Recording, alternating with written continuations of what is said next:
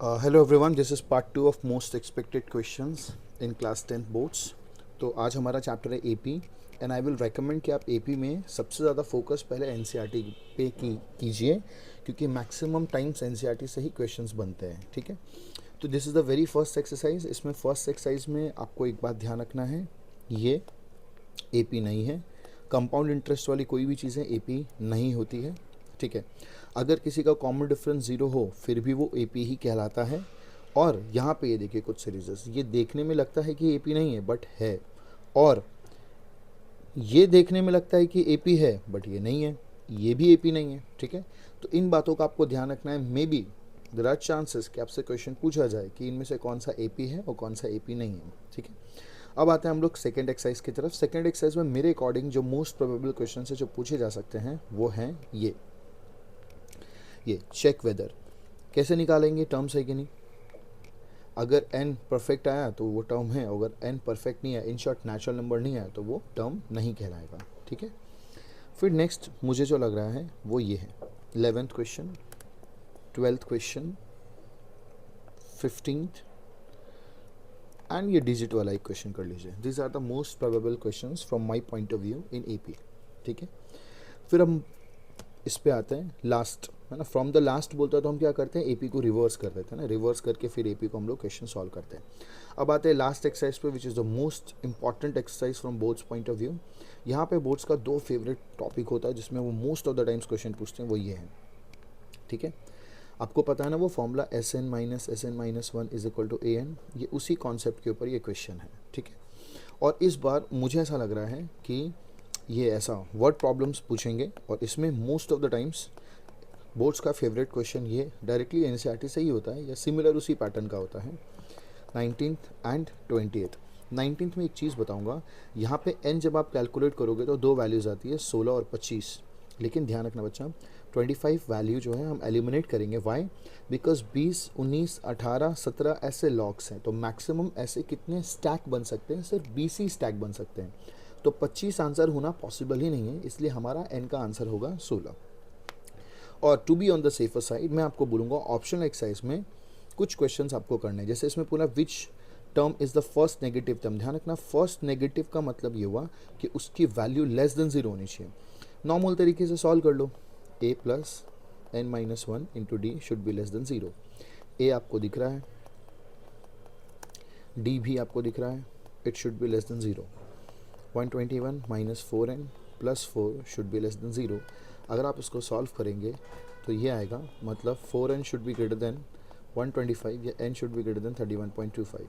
तो हमारा आंसर आएगा 32nd term is the correct answer. ठीक है, फिर ये फोर्थ क्वेश्चन स्टैंडर्ड मैथ्स के पॉइंट ऑफ व्यू से जनरली बोर्ड्स पूछ सकती हैं, ये फोर्थ वाला क्वेश्चन। ठीक है, और इसके अलावा हमारा जो वर्कशीट है, हमारा जो मैथ है एपी का, उसमें से कुछ क्वेश्चन है जो मैं मार्क कराता हूँ जो हमने क्लास में किया है। ये क्वेश्चन नंबर 21, आपको पता है ना इसका कॉन्सेप्ट, हम इसमें से इसको माइनस करते हैं और फिर इसमें से इसको माइनस करते हैं, दोनों को आपस में क्या कर देते हैं, इक्वल कर देते हैं। ठीक है, ये क्वेश्चन है। फिर ये mth term NH1, I hope आपको याद होगा हमने कैसे क्लास में इसको किया था। ठीक है, फिर ये तीन नंबर्स जब भी एपी में होते हैं तो वो हम तीन नंबर क्या लेते हैं, A-D, A और A+D, यही तीन नंबर हम उस एपी के अंदर लेते हैं। ठीक है, और फिर ये 11th number question, sum of first m terms दिया हुआ है, sum of first n terms दिया हुआ है। तो ये क्वेश्चंस हमने क्लास के अंदर किए हैं, यही मेरे पॉइंट ऑफ व्यू से मोस्ट प्रोबेबल क्वेश्चंस हैं। एक बार ये 23rd भी लास्ट देख कर आप चले जाइएगा। ठीक है, तो ये मेरे तरफ से मोस्ट इंपॉर्टेंट क्वेश्चंस है या मोस्ट प्रोबेबल क्वेश्चंस है एपी के हिसाब से। अब हम लोग बढ़ते हैं नेक्स्ट चैप्टर की तरफ, विच इज़ ट्राइंगल्स। ठीक है, तो ट्राइंगल्स में तो मैं आपको स्ट्रिक्टली एडवाइस करूँगा कि आप एनसीईआरटी को ही फॉलो करें। तो इसमें मोस्ट प्रोबेबल अगर मुझसे कोई पूछे तो मैं बताऊंगा सबसे पहले बीपीटी का आपको प्रूविंग आना चाहिए। ठीक है, कई बार बीपीटी डायरेक्टली नहीं देके ये स्टेटमेंट दे देते हैं और आपको इंटरप्रेट करना पड़ता है कि ये बीपीटी ही है, तो फिर आपको प्रूविंग आना चाहिए फर्स्ट। नेक्स्ट उसके अलावा कुछ एग्जाम्पल क्वेश्चंस हैं, जैसे कि पहले इस एक्सरसाइज का हम लोग डिस्कस कर लेते हैं। इस एक्सरसाइज में मेरे हिसाब से ये लास्ट के जो तीन क्वेश्चन है बड़े इंपॉर्टेंट है, स्पेशली जो 9th और 10th क्वेश्चन है ना, उसमें से कई बार एमसीक्यू भी बन जाता है। कैसे एमसीक्यू बनेगा, अभी आपको ये ट्रेपीजियम दिया हुआ है। ठीक है, सपोज ये ट्रेपीजियम है ABCD, अब ये ट्रेपीजियम इंटरसेक्ट कर रहा है O पे। हमें पता है AO by BO right is equal to CO by DO from here. तो अब आपको क्या बोलेगा, आपको बोलेंगे कि इसकी वैल्यू 3 है, इसकी वैल्यू 5 है, इसकी वैल्यू 6 है, तो बताओ इसकी वैल्यू क्या है। तो आपको हमेशा ध्यान रखना है, जब भी ट्रपेजियम रिलेटेड कोई भी क्वेश्चन आएगा तो आपके दिमाग में ये हिट होना चाहिए कि हो सकता है कि ये ट्राइंगल का उसी कॉन्सेप्ट का क्वेश्चन है, ठीक है। वहाँ पे आप मिसलीड मत हो जाइएगा। फिर हम बढ़ते हैं आगे। इस एग्जाम्पल्स में से मेरा मोस्ट फेवरेट एग्जाम्पल क्वेश्चन है एग्जाम्पल नंबर 8, ठीक है। एग्जाम्पल नंबर 8 मेरे हिसाब से एक मास्टर क्वेश्चन है जिसकी मदद से आप आगे के एक्सरसाइज के काफ़ी क्वेश्चंस कर सकते हैं, ठीक है। तो ये एक बार आप देख के जाएंगे एग्जाम्पल नंबर 8। और इस लास्ट एक्सरसाइज में मेरे लिए ये 8th क्वेश्चन बड़ा इंपॉर्टेंट है, और इधर से 12th 13th 14th, ठीक है। ये कुछ इंपॉर्टेंट क्वेश्चंस है ट्राइंगल के जो मुझे लगता है कि एग्ज़ाम में आ सकते हैं, ठीक है। अब हम देखते हैं नेक्स्ट जो चैप्टर है कोऑर्डिनेट ज्योमेट्री। इसमें क्या प्रोबेबल क्वेश्चंस पूछे जा सकते हैं। तो देखो इसमें हमें अपना सिर्फ क्वेश्चन बैंक सॉल्व करके जाना है अच्छे से। आप देखो ये सेकेंड क्वेश्चन, 14th क्वेश्चन,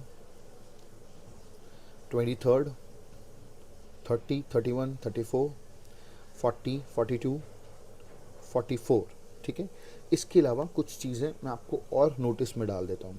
कई बार क्या होता है ना, बहुत ही सिंपल क्वेश्चंस पूछते हैं बोर्ड्स MCQ के अंदर। जैसे कि बोलेंगे एक पॉइंट है 2,3, इसका डिस्टेंस बताओ x एक्सिस से। एक बार ध्यान रखो, x एक्सिस से जो डिस्टेंस होती है वो ये होती है, and you know it is 3, and y axis से जो डिस्टेंस होगी वो ये होगी, इट इज़ 2। कई बार क्या होता है, हम इन हरी हम लिख देते हैं, हमसे पूछते हैं x एक्सिस से डिस्टेंस, हम 2 लिख देते हैं, जबकि 2 नहीं, आंसर क्या है 3। तो बी वेरी अवेयर, थोड़ा फोकस्ड होकर क्वेश्चन को रीड करना है और फिर सवाल का जवाब देना है, ठीक है। कोऑर्डिनेट ज्योमेट्री में apart from this I am not expecting any questions. इसके अलावा मेरे हिसाब से तो कोई भी क्वेश्चन नहीं आएगा कोऑर्डिनेट ज्योमेट्री चैप्टर के अंदर, ठीक है। अब हम बढ़ते हैं नेक्स्ट चैप्टर की तरफ which is the trigonometry. Trigonometry के अंदर देखो first this is question number 14। ऐसा सिमिलर क्वेश्चन हम एक्सपेक्ट कर सकते हैं 16th। हम ऐसा क्वेश्चन MCQs में एक्सपेक्ट कर सकते हैं। देन 20 नंबर, इसको करने का तरीका मैंने आपको बताया था। हमारे NCERT की किताब में एक RHS सिमिलैरिटी क्राइटेरिया दिया हुआ है, ठीक है। अगर आप देखेंगे ना तो जो ट्राइंगल चैप्टर है, ट्राइंगल चैप्टर के लास्ट पेज में एक ब्लू बॉक्स बना है, उस ब्लू बॉक्स के लास्ट लाइन में लिखा हुआ है कि RHS सिमिलैरिटी क्राइटेरिया की मदद से हम चैप्टर 8 के एग्जाम्पल सेकेंड क्वेश्चन को सॉल्व कर सकते हैं। तो RHS सिमिलैरिटी क्राइटेरिया है क्या, हम इस क्वेश्चन में आपको लगा के बताते हैं कि इसको कैसे सॉल्व करते हैं। टेक्स्ट बुक में ऑलरेडी इन क्वेश्चन को सॉल्व करने का एक अप्रोच दिया हुआ है, बट ये भी एक अप्रोच है जो हम इस्तेमाल कर सकते हैं। ये देखो, ठीक है। यहाँ पे क्या बोला है, 2 ट्राइंगल है, तो मान लेते हैं PQR और STU, ठीक है। ये एंगल हम मान लेते हैं, ओ सो सॉरी,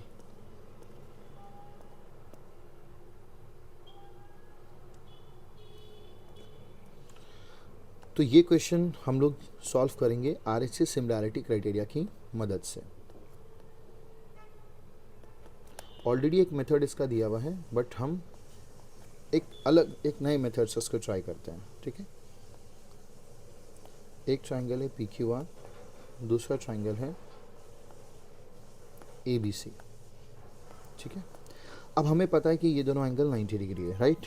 और सिंस cos B और cos Q इक्वल है, तो cos Q क्या होगा, cos Q होगा PQ बाय RQ, और cos B क्या होगा AB बाय AC, और ये इक्वल दिए मतलब ये दोनों साइड्स क्या हैं, प्रोपोर्शनल। अब अगर हम इस ट्राइंगल में देखेंगे तो 2 साइड्स प्रोपोर्शनल है और एक एंगल राइट एंगल है, तो RHS सिमिलैरिटी क्राइटेरिया से ये दोनों ट्राइंगल हो जाते हैं सिमिलर। अगर 2 ट्राइंगल सिमिलर हो जाएंगे तब फिर उसके सारे एंगल्स आपस में क्या होंगे, इक्वल। तो विद दिस कॉन्सेप्ट हम ये क्वेश्चन 20 सॉल्व कर सकते हैं।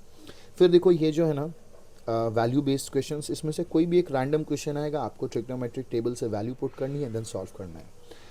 मेरा फोकस, मैं आपको चाहता हूँ आप यहाँ ध्यान दें। यहाँ एक बहुत बड़ा मिस्टेक होता है स्टूडेंट से, sin 1 कब होता है बताओ। साइन 1 कब होता है 90 पे, यानी कि ये अंदर जो लिखी है इस पूरे की वैल्यू क्या है 90 degree, which means 3 theta minus 15 degree क्या होना चाहिए 90 के इक्वल। 3 थीटा की वैल्यू होनी चाहिए 105 एंड थीटा की वैल्यू होनी चाहिए 35 डिग्री। ऐसे सॉल्व करना है, ठीक है। ऐसे क्वेश्चंस हम एक्सपेक्ट कर सकते हैं 1 मार्कर असोसिएशन रीजंस में, ठीक है। फिर प्रूविंग पे आते हैं अब हम लोग, प्रूविंग बेस्ड क्वेश्चंस पे आते हैं। प्रूविंग बेस्ड क्वेश्चन में देखो मैंने अपनी तरफ से कुछ पिक किया है क्वेश्चंस, इन क्वेश्चंस को आप मार्क कर लो जो हमने वर्कशीट के अंदर सॉल्व किए, ठीक है।